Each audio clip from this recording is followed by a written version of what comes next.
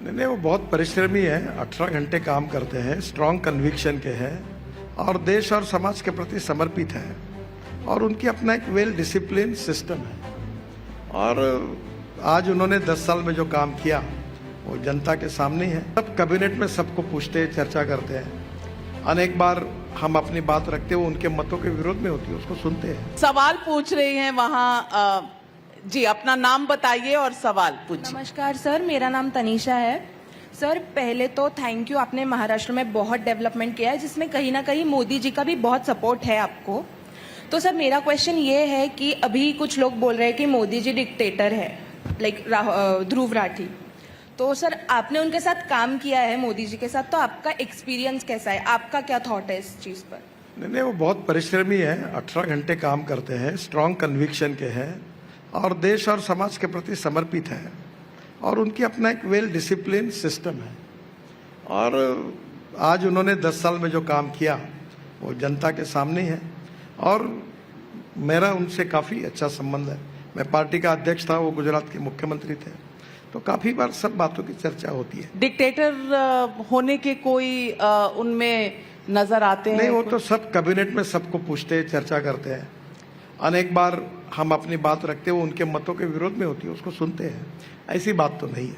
नहीं है तो आप पार्लियामेंट्री बोर्ड में क्यों नहीं है? लोग समझते हैं और ये अक्सर चर्चा होती है कि कुछ तो 36 का आंकड़ा है कि गडकरी जी अब पार्लियामेंट्री बोर्ड के मेंबर नहीं है, जबकि आप एक पूर्व अध्यक्ष हैं पार्टी के, परफॉर्मिंग सीनियर मिनिस्टर हैं। और मैं फिर से कहती हूं कि जब तक आपकी नाम की घोषणा नहीं हुई थी, अटकलें भी लग रही थी इस बार शायद टिकट कट जाएगा। ये क्या होता है, ये गॉसिप चलता है। पहली बात तो ऐसी है कि महाराष्ट्र की जो लिस्ट थी उसमें 3 पार्टनर हैं, हमारी अलग अलग पार्टियां हैं, उनमें बैठकर बार बार चर्चा हो रही थी। तो पद्धति ऐसी होती है कि महाराष्ट्र की टीम पहले दिल्ली जाती है और दिल्ली में बात होती है, पर बीजेपी की टीम महाराष्ट्र की जाने के पहले ही महाराष्ट्र में ये 3 पार्टी और बीजेपी का जो अलायंस है उसमें यूनानिमिटी नहीं हो पाई, वो चर्चा ही चल रही थी।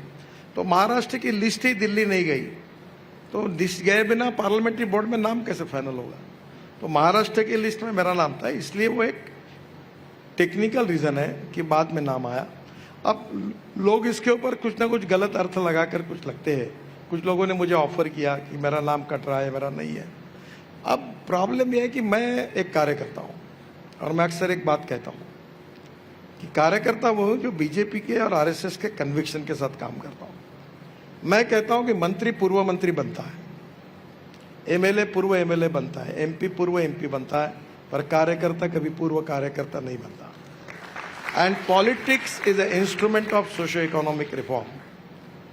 और मैंने जीवन में कभी मेरा पोस्टर नहीं लगाया, ना एडवर्टाइजमेंट छपाई, और छपाना भी नहीं मेरा अपने काम पर विश्वास से मैं काम करता हूँ। मैं बीजेपी का अध्यक्ष बना, मुझे पता नहीं था। आप शायद होगी उस समय मैं पहली बार दिल्ली आया था, हाफ शर्ट और एक स्वेटर पहन के।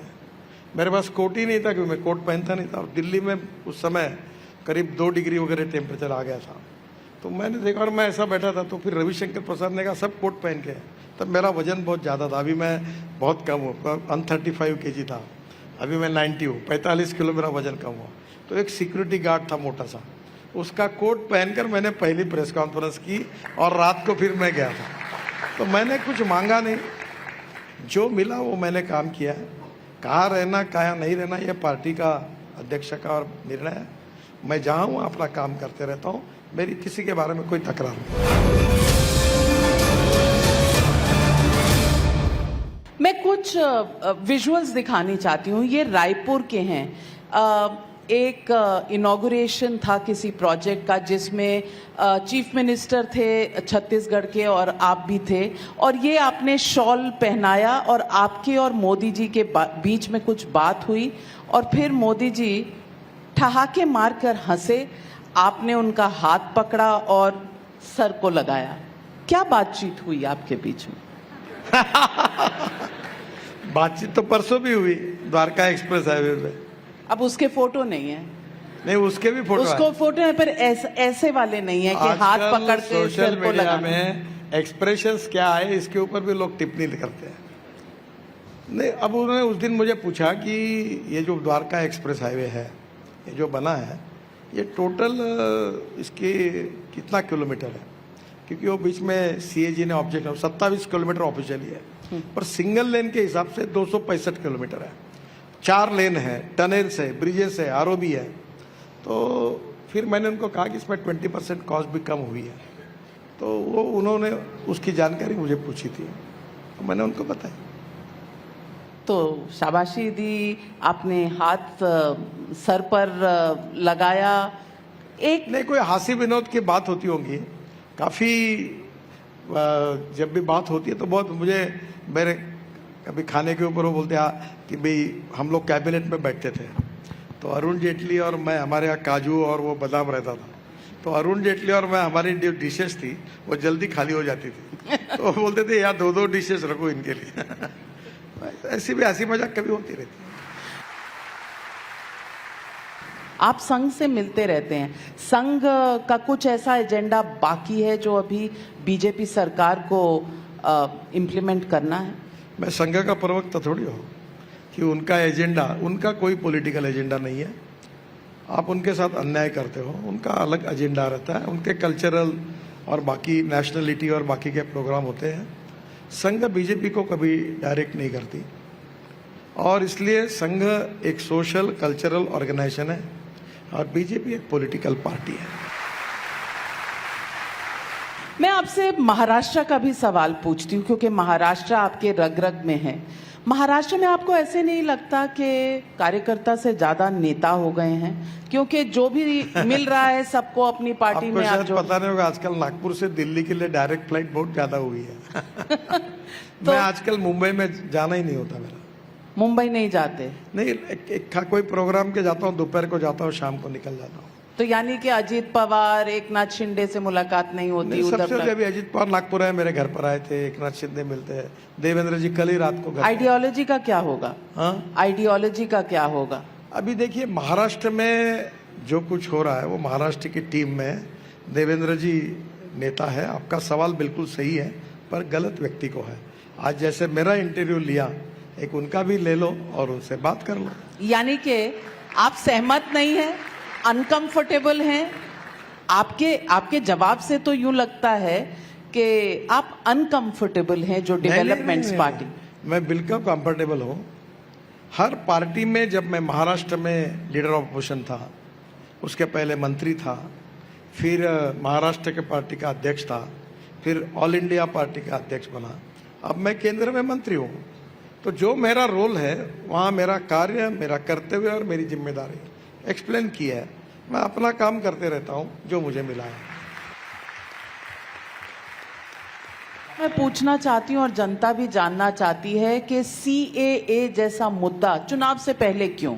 4 साल पहले लॉ पास होता है, 4 साल बाद नोटिफिकेशन रूल्स का आता है। क्या ये पोलराइजेशन के लिए किया गया है चुनाव से पहले? ये आज सबसे बड़ा सवाल है। देखिए, ये चुनाव के लिए हुआ नहीं है, ये नेशनल इंटरेस्ट के लिए हुआ है। और मुझे लगता है कि भारतीय जनता पार्टी की जो नीतियाँ थी उसके अनुसार हुआ है। ये किसी को हम डिवाइड करना नहीं चाहते। हम यही कहते हैं कि सभी लोग हम एक ही है। भारतीय संस्कृति, इतिहास, विरासत हम सब सपूत है उसके। संस्कृति सबकी एक चिरंतन, यही हमारा फीलिंग होता है। उपासना पद्धति अलग अलग हो सकती है, तो इस प्रकार का कोई भी उद्देश्य हमारे मन में नहीं है। हम समाज को डिवाइड करना चाहते हैं।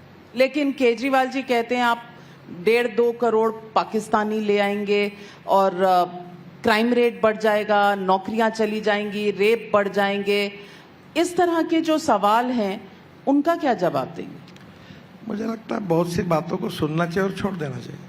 आप चिंता अब मुझे बताइए कि संविधान में बाबा साहेब अम्बेडकर जी ने लिखा है कि जो लोग, जिनको दुनिया में कोई आधार नहीं, कोई देश नहीं, जैसे यहाँ के सिख है, बौद्ध है, जैन है, हिंदू है, अगर वो पाकिस्तान में रहते और उनको निकाल दिया तो उनका ओरिजिन हिंदुस्तान है, तो उनको यहाँ नागरिकत्व मिलेगा ही।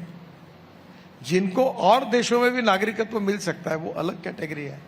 तो मुझे लगता है कि इन सब बातों को इस प्रकार से जोड़ना ठीक नहीं है। आज हमारे देश के लोग पूरे खाड़ी देशों में कितने बड़े प्रमाण पर हमारे लोग हैं, दुबई, दोहा, कतार, अबू धाबी।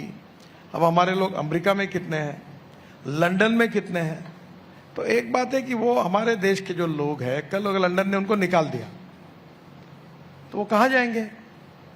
तो कॉन्स्टिट्यूशन ये कहती है कि इन इसके जो लोग होंगे जिनका ओरिजिन हिंदुस्तान में होगा उनको नागरिकत्व मिलेगा। इसमें गलत क्या है।